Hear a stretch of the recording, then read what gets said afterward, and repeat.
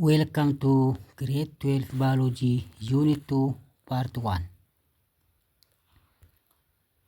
Baga nagaan kara barnoota baayoloojii kutaa 12ffaa nagaan dhuftan.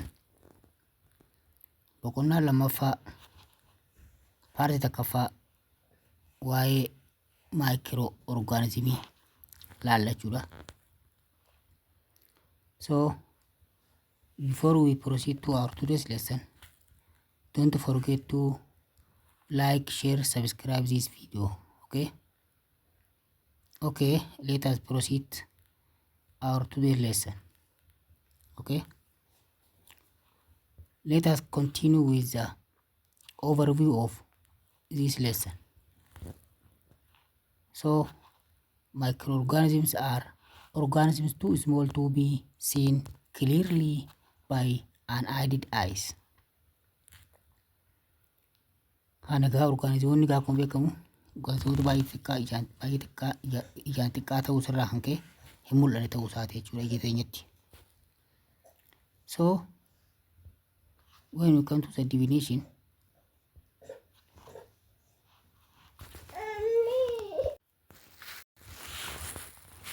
so micro means very small thing. Micro jedhamu kun maal jetti kame? Very small thing, waan baay'ee xiqqaa ta'e.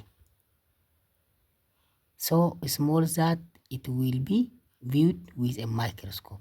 Look, jechi micro jedhamuun jechi microscope jedhurraa argamu isaati jechuudha. Maaliif micro jechuun akkuma beekamutti baay'ee xiqqoo, waan baay'ee xiqqoo taate. Tan ijaan mul'atuudhaaf baay'ee rakkoo taate jechuudha. Ijatti waan hin mul'atu hin dandeenye jechuudha. Kanaaf micro orgaanizimoota jennaan.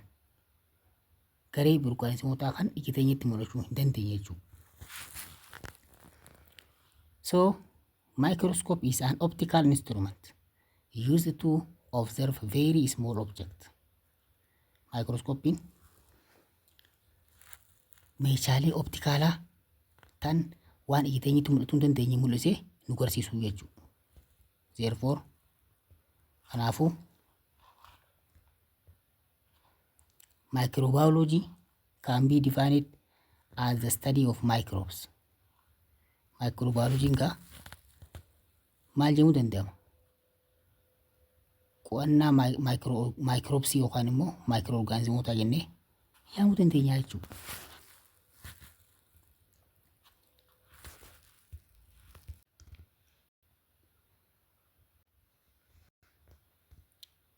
So individual microbes can be observed only with the use of various types of microscopes. Tokko microorganismootaa jechuudha. Microbesiin dhuunfaa isaaniitti jechuudha. Gosa microscopii garaagaraatiin ilaalamuu danda'u isaati jechuudha.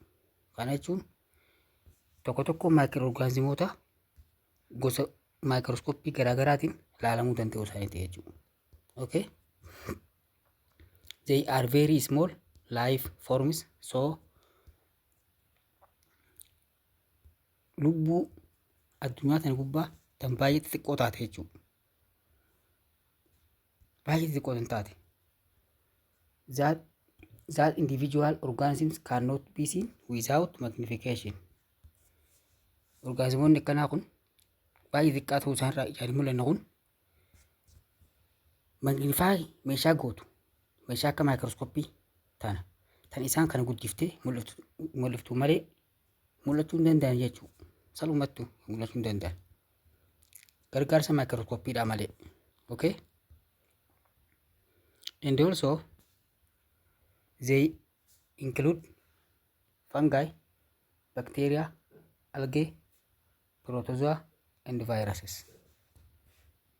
So organismoota akkanaa kana gaa isaan maal fa'aadha? Fangasii, bakteeriyaa, algee yookaan saaphapuu, protozoa akkasumas garee vaayirasiiti jechuudha. Organismoonni amma asitti maqaan isaanii yaamne kun garee organismootaa kan microorganism yookaan immoo microbes jennee yaamnu sanii jechuudha. So some microorganisms, however, like the eukaryotic microorganisms are visible without magnification. So microorganismii tokko tokko kan akka eukaryoticraa kun eukaryotic microorganismidha kun jechuudha are visible without magnification osoo guddifamne mul'achuu kan danda'an ta'uu isaaniiti jechuudha. Muraasni microorganismoota. Thus microbiology is concerned with the study of microorganisms which include bacteria, virus, fungi, protozoa, algae, and helminths or parasitic worms. Kana hammata jechuun microorganismiin microbiology akkuma beekamu gosoota qo'annaa microorganismii damee biology keessaa kan waa'ee microorganismii qo'atu maal jennee yaamna? Microbiology jennee yaamna jechuudha. Okay? Innis maal fa'aa hammata? Bacteria, virusii, fungasii, protozoa fa'a, saaphaphoo kan algee fa'a. Akkasumas parasitic worms wormiilee raamolee garaagaraa kan parasitic taate kan hammatu ta'uu isaati jechuudha. Okay? Okay. Fakkiin tunis isitti uuma kana bakka buute jechuudha. Uuma asii olii dubbanne kana takka takkaan lafa nuu kaayaa deemte jechuudha gartanii. Haala kanaan lafa fakkii tanis ilaaltanii irraa waa hubachuu danda'u qabdi jechuudha. So based on evolutionary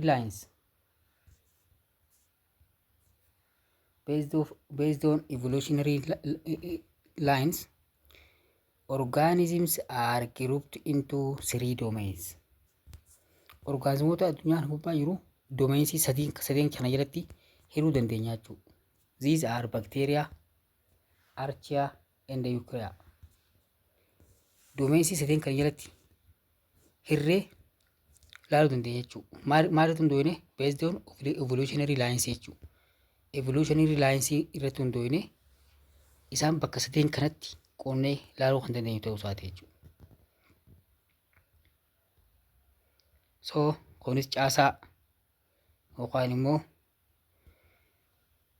phylogenetic tree. Caasaan akkatti bifa kanaan jiru kun phylogenetic tree jennaan jechuudha. Maaliif muka fakkaata? Dameen tunutti damee mukaa fakkaatti. Garuu orgaanizimoota shanyii orgaanizimootaati jechuudha. Okay? Look asirratti kun bakteeriyaa jaamiti, archaea, and eukarya. Kana gareen bakteeriyaa asiin gadoo tarrattee gareen archaeadhaa immoo diimtuu tana gareen eukaryootadhaan kun immoo eukaryaadhaan kun immoo isii pinkii yookaan biraawunii tanaa jechuudha. So maaliif bakteeriyaan waan akka sirta salphata isinii ba'uuf gartee kun garee bakteeriyaa ibsitu gareen archaeaan tun immoo yaloo tana garee eukaryaan immoo isii habluu akka isiitiin itti katabamte tanaa jechuudha. Haala kanaan phylogenetic tree uumnee adda baasuu dandeenya jechuudha. Okay? So let us start with 2.1 eubacteria yookaan immoo tiruu bakteeriyaa kanarraa kan ka'u yoo ta'u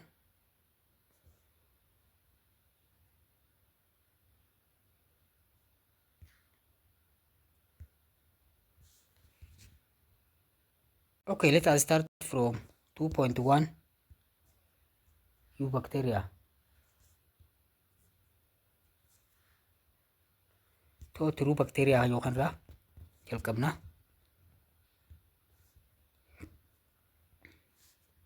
Look, eubacteria in biology, its definition is literally means true bacteria. Eubacteriaan karaa biraatiin maqaan isaa maal jedhamee yaamama? True bacteria jedhamee yaamama jechuudha. Okay? So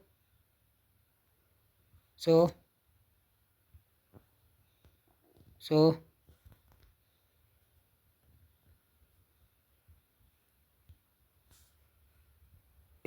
bacteria are relatively simple in structure. Akkuma beekamu bakteeriyaan caasaadhaan baay'ee salphaadha jechuudha. Caasaan bakteeriyaa kana salphaa ta'uu isaati jechuudha. They are prokaryotic unicellular organisms with no nuclear membrane, mitochondria, Golgi apparatus or Golgi body, or endoplasmic reticulum that reproduce by asexual division. Okay, kana jechuun bakteeriyaan akkuma beekamu kaa prokaryotic seelii qabaachuudhaan beekama inni. Garee bineensa biraatirraa wanni inni itti ibidda ba'u prokaryotic seelii qabaachuun beekama jechuudha. So niikulasii dhugaatii fi caasaa seelii dhugaadhaa kan hin qabne ta'uu isaati jechuudha. Kana keessatti akkasumas karaa wal hormaata isaa asexualii ta'uu isaati jechuudha. Okay. General characteristics isaa yookaan immoo caasaa amaloota waliigalaa isaa kan laalu ta'uu isaati jechuudha.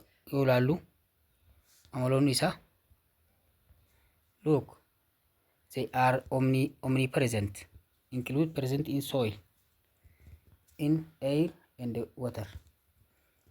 Bakka inni argama jechuudha. Biyya keessatti ni argama, qilleensa keessatti ni argama, akkasumas water keessatti ni argama jechuudha. Bishaan keessatti ni argama jechuudha. Akkasumas they are unicellular, cell kentedha jechuudha.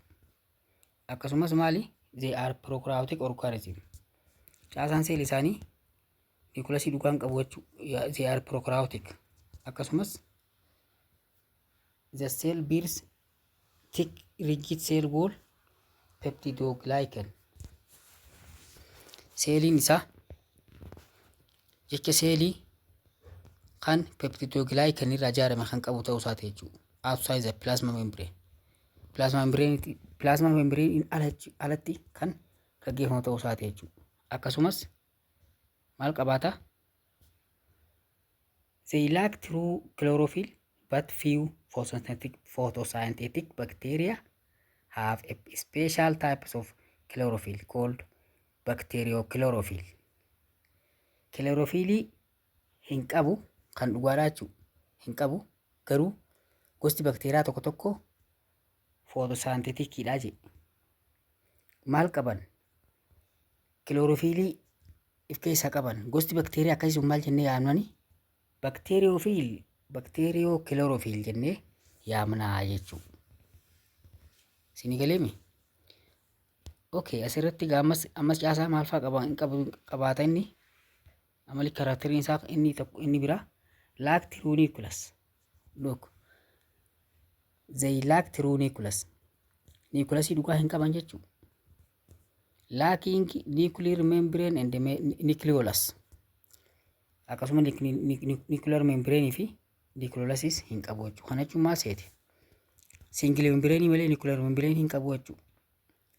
Membrane isa gubbaa waliigalaa malee tokko tokkotti nuclear membrane organismii achi keessatti argamu seen organismii achi keessatti argamu sun hin qabu jechuudha.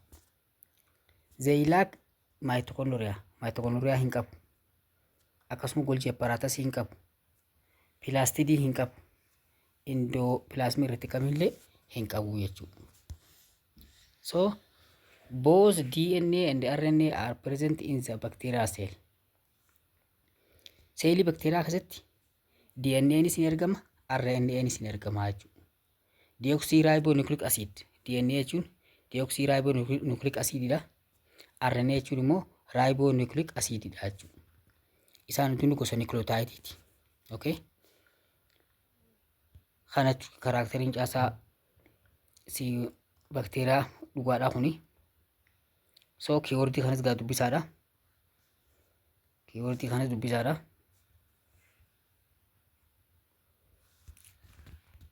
So yoo karaa caasaa bakteeriyaa kan dhufnu taate structure of bacterial cell. Seelii bakteeriyaa caasaa seelii bakteeriyaati kan laallu.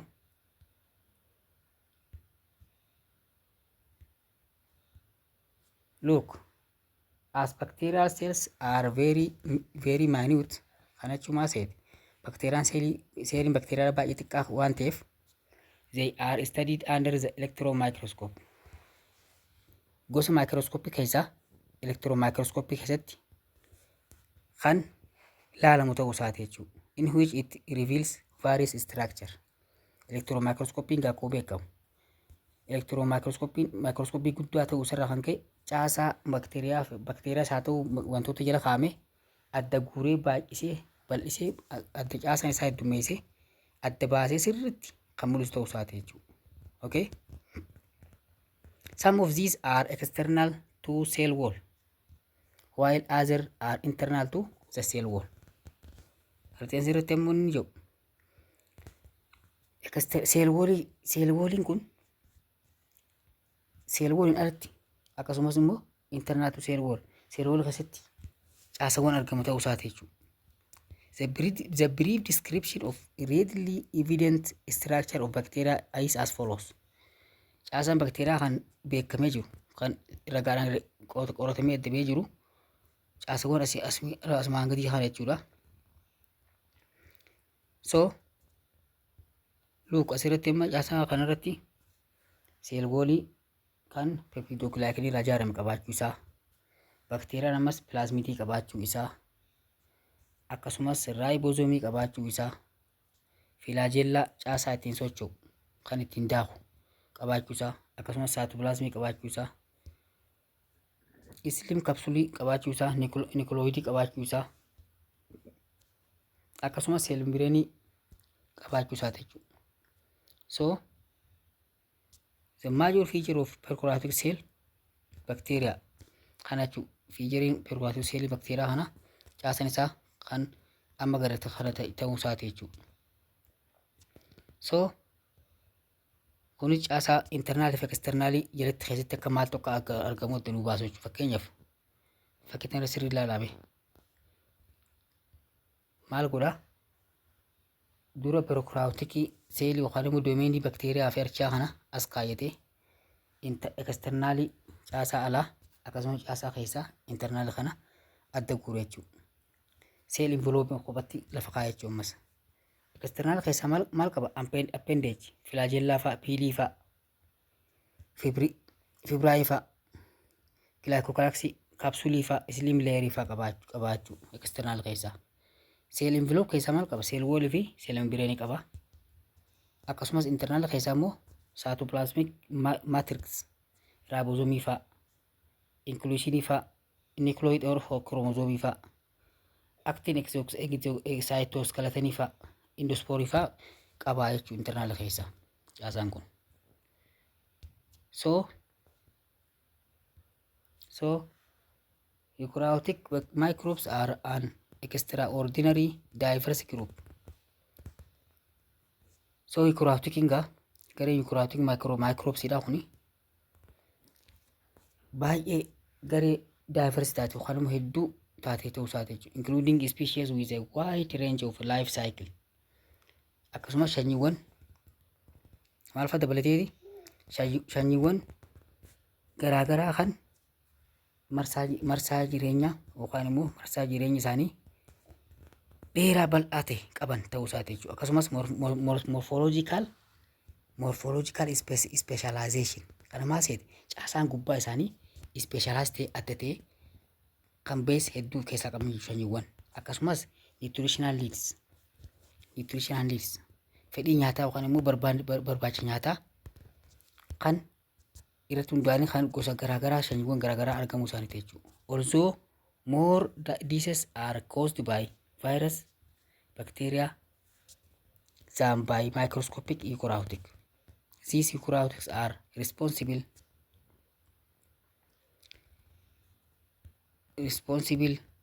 for some diseases of great public health importance.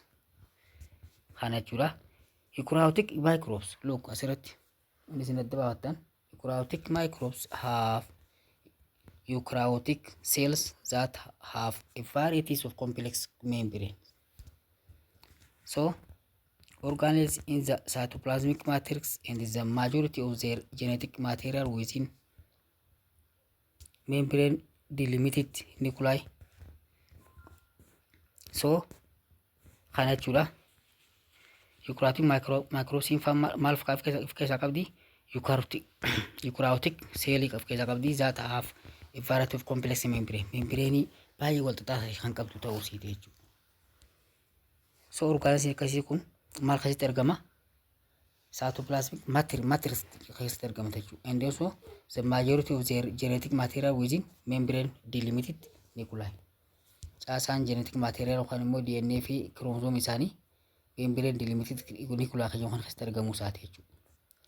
Each organelle has a distinctive structure directly related to specific function. Tokkoon caasaa qaama seelii yookaan orgaanelii isaan keessatti argamu structure isaaniitii fi dalagaalee isaaniitii walitti hidhata kan qabu ta'uu isaati jechuudha. Okay?